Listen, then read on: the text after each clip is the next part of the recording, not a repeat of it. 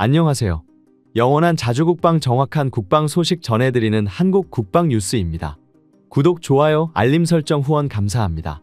한국 전국이 혼란스러운 와중에도 한국과 폴란드의 K2 전차 수출 논의는 계속되고 있습니다. 계엄 해제 이후 폴란드 대통령실 국가안보실장과 석종건 방위사업청장이 K2 2차 수출 계약과 관련한 대화를 나누었습니다. 이 대화에서 방사청은 여전히 방산 수출에 적극 협력하겠다는 입장을 전했고, 폴란드 안보실장 역시 긍정적인 답변을 내놓은 것으로 전했습니다. 방사청은 폴란드와의 수출 사업 관련 회의는 순조롭게 진행되고 있다며 K2 전차가 근시일 내에 폴란드로 이송될 것임을 언급했습니다. 최근 한국을 방문한 안제이 두다 폴란드 대통령은 한화 에어로스페이스와 현대로템의 경남 창원 사업장을 방문하여 자국이 수입한 K9 자주포와 K2 전차 생산 라인을 시찰하였습니다. 이로 인해 폴란드 신정부마저도 한국산 무기에 대한 애정을 드러내게 되었습니다. 그런데 폴란드 내부에서는 한국산 전차 구매에 대한 반발의 목소리가 나오고 있습니다. 특이한 것은 K2 전차 구매 자체에 대한 반발이 아니라 한국의 K2가 너무나 빠르게 보충되고 있다며 속도를 늦춰서 보내달라는 재미있는 내용이었습니다. 한국의 입장에서는 한 번에 1000대의 K2 전차를 구매할 만큼 폴란드의 상황이 급박하다고 인식했는데 왜 이런 요구를 하는 것인지 의아합니다. 최근에는 폴란드 시비노우이시치의 항구 부두의 크레인이 화물선에서 거대한 62번째 K2 전차가 폴란드 땅을 밟으며 빠르게 전차 인도가 이루어지고 있습니다. 이제 폴란드에 있는 K2 전차는 어지간한 유럽 중소국가의 지상군 전차 전력을 합친 것보다 많은 상황입니다. 심지어 아직 3발의 피 수준인데요. 폴란드가 계약한 수량은 거의 1000대에 달하기 때문이었습니다. 그래도 일단 1차 계약분에 해당하는 180대는 내년까지 순조롭게 인도될 것으로 보입니다. 5년, 7년씩 걸쳐서 단 한 대의 전차도 제대로 인도하지 못한 독일과 비교조차 할 수 없는 격차를 보이는 대한민국입니다. 수출 실적을 지렛대 삼아 올해에는 수출 전용 파생 모델인 K2EX를 공개하면서 처음 보는 새로운 기술들을 적용시켰는데요. 현대전에서 전차 킬러라 불리는 드론을 방어하기 위한 기술들을 대거 접목시켰습니다. 대한민국의 K2 전차는 이제 약점이란 없는 완벽한 전차로 격상하고 있습니다. K2 전차의 개발사인 현대로템은 최근 참여한 여러 차례의 방산 전시회에서 연달아 K2 전차의 최신 개량형을 선보였습니다. 각 전시회에서 K2의 수출형이라는 의미로 K2EX라는 이름으로 공개된 이 새로운 전차는 기존에 예고됐던 개량 외에도 그동안 그 어떤 전차도 시도하지 않았던 신기술을 접목한 형상을 하고 있었습니다. 이는 우크라이나 전장의 상황을 즉각적으로 반영한 것으로 전차에 천적으로 꼽히는 2가지 무기를 방어하기 위한 신기술을 접목한 것인데요. 우선 모든 전차의 태생적인 천적인 날탄과 대전차 미사일에 대한 방어책으로 능동방어 시스템을 새롭게 개량해서 탑재했습니다. 하드킬 방식 능동방어라 하여 전차를 향해 날아오는 투사체에다 맞방향으로 투사체를 쏘아 맞춰서 전차가 받는 피해를 경감시키는 방식입니다. 이 방식은 실전에서도 분명히 확실한 효과를 보고 있지만 단점이 있다면 값이 비싸다는 것입니다. 그리고 자칫하면 아군 피해를 일으킬 수도 있다는 점이죠. 일단 값이 비싸다는 문제 때문에 능동방어 시스템은 개발된 것도 그리 널리 쓰이지는 못하고 있었습니다. 실전에서 이를 활용하는 것이 알려진 사례는 미국과 이스라엘 뿐입니다. 한국 역시 기술력은 있었으나 이를 많은 K2에 적용시키는 일은 너무 많은 비용이 들어서 보류하고 있었습니다. 그리고 이번에 K2EX에 이르러서 비로소 대량 채용이 가능한 수준으로 가격을 타협하고 그러면서도 아군 보호 성능은 더 개선한 신형 국산 능동방어 시스템이 만들어졌던 것입니다. 현대로템은 새롭게 개량한 국산 능동방어 시스템이 스타낙 레벨 4 수준의 방어력을 제공할 것이라고 장담했습니다. 그리고 이걸 수출용 모델인 K2X에 탑재해 선보임으로써 폴란드 수출 물량 1000여 대 및 그 이후 수출될 K2에도 실제 탑재될 것임을 공언했습니다. 만약 이를 실제로 해낸다면 K2는 어쩌면 능동방어 시스템을 기본 탑재하고 대량 보급되는 최초의 사례가 될 수도 있습니다. 하지만 한편으론 요즘 들어 능동방어 시스템에 대한 인기가 시들해졌다고 합니다. 그 이유는 전차가 날탄과 대전차 미사일의 약점이 있는 것은 여전하지만 현대전에서는 그것보다 더 큰 천적으로 떠오른 드론이 있었기 때문입니다. 얼마 전 우크라이나의 전장에서는 러시아의 T-72 전차가 우크라이나의 자폭 드론을 맞고 유폭되었고 많은 인명피해가 발생한 사건이 있었습니다. 고작 수백만 원 정도 하는 자폭 드론이 대당 수백억을 호가하는 전차의 최약점이라니 경제적인 부분에서도 꽤나 큰 피해를 발생시키고 있습니다. 그렇다 보니 우크라이나의 전장에서는 아군과 적군을 불문하고 전차들이 죄다 드론 피해를 조금이라도 막아보고자 전차의 겉부분에 과도하다 싶을 정도로 슬래사머를 장착하여 우스꽝스러운 모습을 보이는 진풍경까지 보이고 있습니다. 물론 그럼에도 불구하고 사람이 원거리에서 직접 조종하는 자폭 드론의 경우 전차 사이에 조그마한 틈이라도 있으면 그 사이로 비집고 들어가서 전차를 폭발시켜버리고 있는 끔찍한 장면들이 속출하고 있습니다. 전차로 드론이라는 강적을 상대하려면 좀 더 근본적인 해결책이 필요하다는 것을 시사합니다. 한국이 여기에 출사표를 던졌죠. 무인 터렛 부무장을 통해서 드론을 직접 격추하는 방식을 택하겠다는 것입니다. 현대로템은 전시회 현장에서 K2가 갖추게 될 때 드론 방어 성능에 대한 질문을 받자 그들이 나름 내린 결론을 소개했습니다. 원래부터 포탄 무인화의 일환으로 전차의 기관포 부무장을 원격 사용하게 해주는 RCWS 시스템을 활용하는 방안입니다. 현대로템은 RCWS에 대드론용 근접 신관 탄약을 통합하고 이에 더해 강력한 광대역 드론 제머를 동일 시스템 내에 통합시킬 계획입니다. 이를 통해 드론의 접근을 센서가 감지하면 되므로 먼저 움직임을 멈추고 그 뒤에 무인 기관포로 처리하는 체계를 갖추는 방식입니다. 드론의 접근을 감지하는 센서 역시 작은 표적 감지에 부적절하고 전력 소모가 심한 레이더 대신 목표물의 생김새를 인공지능이 감지하는 이미지 인식 방식을 적용하게 될 것으로 보입니다. 이는 추후 수출될 K2는 물론이고 당장 국내에 도입될 K2 4차 생산분에서부터 적용될 이것들은 적용될 예정입니다. 이러한 성능을 모두 갖추게 되는 K2EX는 기존에도 강력하다고 여겨지던 K2보다 더욱 높은 평가를 받고 있습니다. 그간 K2의 2차 계약을 망설이면서 결정을 지지부진 미루던 폴란드에도 K2 전차가 이만큼이나 성장을 이룬 것을 보고 조속히 2차 계약을 진행하게 되었으며 한국의 정국이 어지러운 와중에도 계약 사실을 공고히 하였습니다.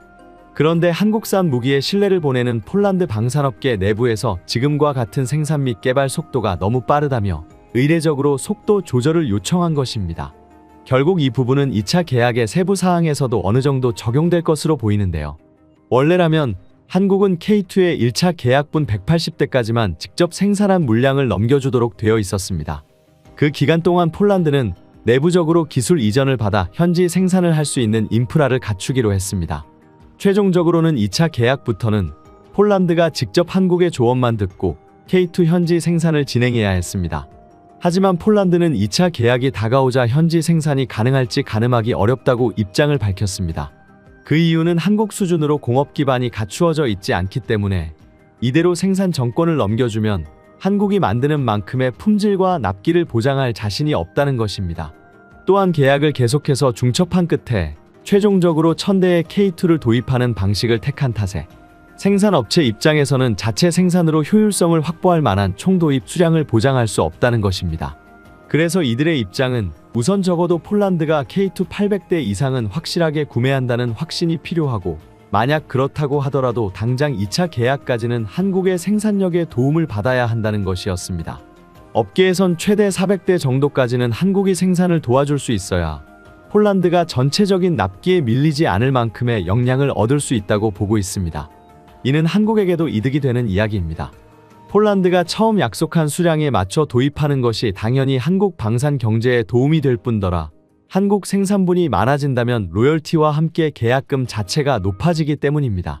폴란드는 현지 생산의 기반을 다지기 위해 한국의 이익을 양보하면서도 한국산 전차를 확고히 확보하겠다는 모습을 보이고 있습니다.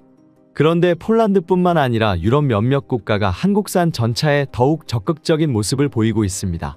이는 한국 K2가 유명 전차들과 실전 대치 후 충격적인 결과를 보였기 때문입니다. 러시아 전차 부대는 우크라이나 보병의 제블린 미사일 앞에 무너지면서 대전차 화기계량이라는 작은 변수 하나가 현대의 전장을 뒤바꿀 수 있다는 사실이 드러났습니다.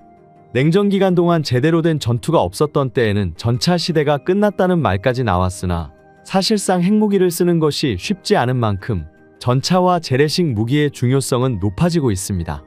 하지만 제블린과 MBT-로우의 활약은 전차의 활약을 모두 차단할 만큼 대단했습니다.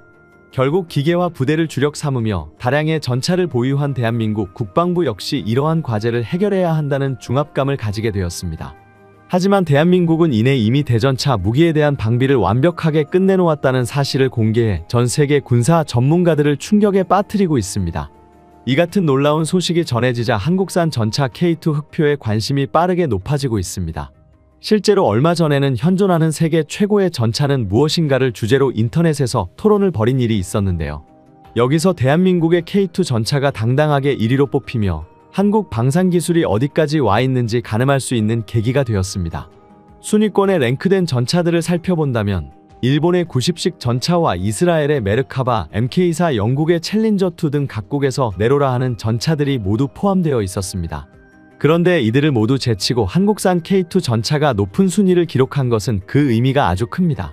심지어 이때는 독일의 레오파드2 A7의 위상이 세계적으로 너무 높기도 했고 아직 노르웨이에서 집중 비교 분석이 들어가기 전 상황이었던 것을 고려해보면 현재는 최강의 전차라고 해도 손색이 없을 지경입니다. 하지만 아무리 세계 최강이라고 해도 이번 전쟁을 보는 많은 사람들은 전차 그 자체에 대한 불신이 생기고 말았습니다. 그것은 바로 휴대용 대전차 미사일이라는 무기가 러시아제 전차를 완전히 섬멸해버렸기 때문입니다. 우크라이나 국민들은 불가능할 것만 같았던 활약을 벌이는 미국의 FGM-148 제블린에 대해 감탄하면서 썽스러운 제블린이라는 별명을 붙이며 환호하고 있습니다. 40억 원을 호가하는 전차를 대당 1억 원짜리 휴대용 하기로 잡아낼 수 있다는 사실만으로도 현존하는 전차 부대는 모두 치명적인 약점이 드러나고 말았습니다. 현대 발전된 무기체계는 창과 방패를 의미하는 고사성언 모순을 떠올리게 하는데요. 어떤 방패도 뚫을 수 있는 창이 나온다고 해도 곧바로 어떤 창도 막아낼 수 있는 방패가 개발되기 때문입니다. 이런 상황에서 전 세계적으로 최강의 창에 최강의 방패를 탑재시킨 도표에 대한 관심이 뜨거울 수밖에 없는 것은 당연합니다. 사실 과거부터 군사 전문가들은 이전부터 제블린 미사일이 대전차 화기 중에 가장 뛰어난 성능을 가진 것은 알고 있었습니다. 다만 이 정도의 화력을 보일 줄은 미처 몰랐다는 반응을 보이고 있습니다. 이번 전쟁에서 제블린이 활약을 펼칠 수 있었던 것에는 무작정 전차를 들이미는 러시아군의 전략적 패배가 원인이었는데요. 게다가 인터넷을 통해 침략 전쟁이 생중계되면서 러시아군의 활동이 많은 제약을 받았던 것도 크게 작용했습니다. 특히 평지 지형이 대다수인 우크라이나와 달리 산악 지형이 주를 이루는 한반도의 지형에서 대전차 화기가 얼마나 유용하게 작동할 수 있을지도 미지수이기 때문에 우크라이나와 하는 상황이 많이 다르다고 할 수 있는데요. 그럼에도 대한민국 국방부가 제블린의 화력을 가볍게 넘길 수 없는 이유는 실질적인 위협인 북한이 국방발전 전람회를 통해 공개한 정밀유도미사일 스파이크와 정권 수립 73주년 열병식에서 공개한 대전차 미사일 불세가 상당한 수준에 도달했기 때문입니다. 민간 연구기관 한국국방안보포럼 사무국장은 우크라이나와 러시아 전쟁에서 보듯 현대전은 구형 전차를 다수 보유하는 것보다 능동방어 등 첨단 기술을 적용한 신형 전차를 얼마나 보유하느냐에 따라 전쟁이 좌우될 가능성이 높다고 말했습니다. 비싼 전차 한 대를 사느니 비교적 저렴한 전차를 여러 대 구입하는 방식은 과거에 통용되는 말이 되었습니다. 이에 따라 전차를 주력으로 삼고 있는 대한민국 육군 역시도 커다란 과제를 떠안게 되었는데요. 놀랍게도 K2 전차를 생산하는 현대로템의 관계자들은 상당한 자신감을 피력했습니다. 국방부 국제정책관은 여러 개의 표적을 동시에 식별할 사격하는 시험에 대해 설명하면서 5발의 사격에서 3발이 명중하면 합격하는 것이었는데 첫 발을 가볍게 명중시켜서 남은 2발은 별도로 사격할 필요도 없는 상황이었다고 말했습니다. 현대로템은 이번 수출형 KT 전차를 개선하면서 하드킬 방식도 추가로 채용하겠다는 소식을 전했습니다. 대응 파괴형은 유도 교란형과 달리 비교적 가까운 거리에서 발사된 무기나 비유도 무기 등을 막는 데에도 활용할 수 있고 사용에 제약이 적다는 장점이 있습니다. 또한 능동방어 시스템은 동시에 여러 개의 공격도 한꺼번에 회피할 수 있기 때문에 수동방어 시스템에 비해 생존율을 높여주어 미래 전투 체계에서 매우 효과적인 방어체계로 인정받고 있습니다. 노르웨이 수출을 염두에 두고 개발 중인 키트에는 날아오는 미사일 쪽으로 대응탄을 발사해 공중에서 폭발시키는 대응 파괴형 방어 시스템이 탑재되어 예정입니다. 게다가 휴대용 포병 미사일을 대비하기 위한 복합 장갑도 전차 앞쪽에 설치하면서 사실상 대전차 화기를 막을 수 있는 기술은 대부분 적용시켰다고 봐도 무방합니다. 당시 한국산 K2를 유력한 전체 후보로 올려둔 노르웨이 군 관계자들의 반응이 궁금했지만 예상과는 달리 현장에 있던 사람들은 이 상황을 너무나도 당연하게 받아들였다고 합니다. 이는 대한민국 국방부가 노르웨이를 찾은 시점에는 이미 상당 부분 시험이 진행된 시점이었기 때문입니다. 그간 K2 전차가 적설량이 훨씬 큰 상황에서 기동하거나 이동 표적을 정확하게 사격하는 모습을 여러 차례 목격한 관계자들은 K2 전차의 우수성을 충분히 인지하고 있었습니다. 그들은 처음에 대한민국의 전차가 독일의 전차와 경쟁한다는 이야기를 들었을 때만 해도 한국의 투표에 아무런 기대를 하지 않았었는데 지금은 상황이 180도 뒤바뀌고 있다고 설명했는데요.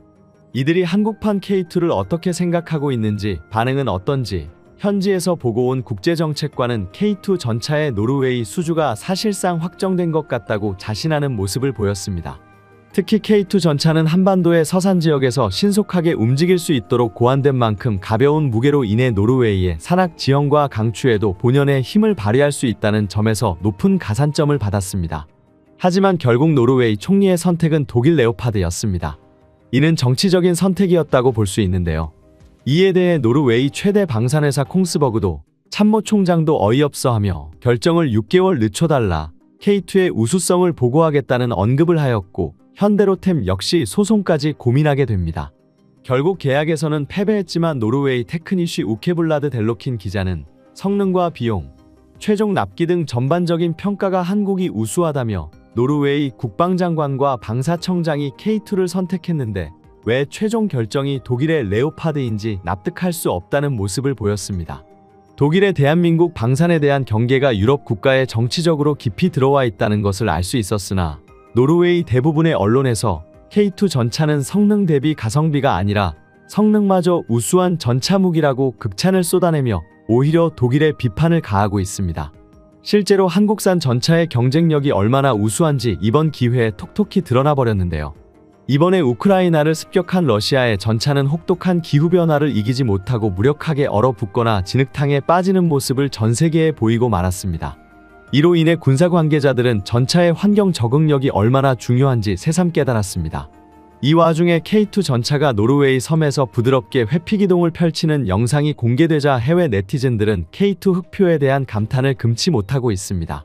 한 관계자는 K2 전차는 능동방어 시스템이 적용되어 있어 승무원의 생존성을 높였다고 언급했습니다.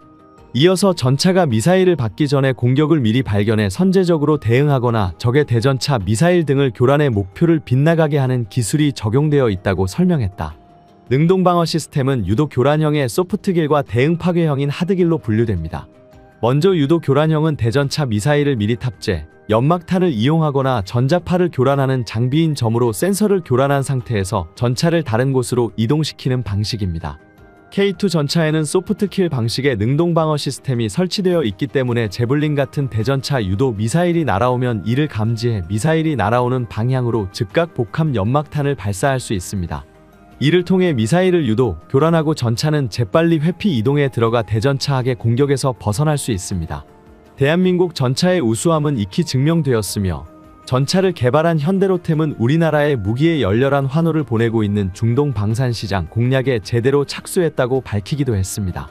중동 형태의 전차는 섭씨 50도를 웃도는 중동의 폭염 속에서도 전차 운용이 원활하도록 엔진과 조종석 내부의 냉각 성능을 향상시켰고 포탑에도 차광막을 설치했습니다. 노르웨이의 설산을 질주하던 아케이드가 폭염마저 버텨내면서 환경 적응력은 타의 추종을 불허한다는 찬사를 받았습니다. 대한민국 기술은 놀라운 발전을 거듭하고 있습니다. 대한민국의 경이로운 성장이 계속되어 결국에는 유럽과 서방까지도 뻗어나가길 기대합니다. 지금까지 한국 국방 뉴스 시청해주셔서 감사합니다. 구독, 좋아요, 알림 설정 해두시면 언제나 좋은 소식 전해드리겠습니다. 즐거운 하루 보내세요.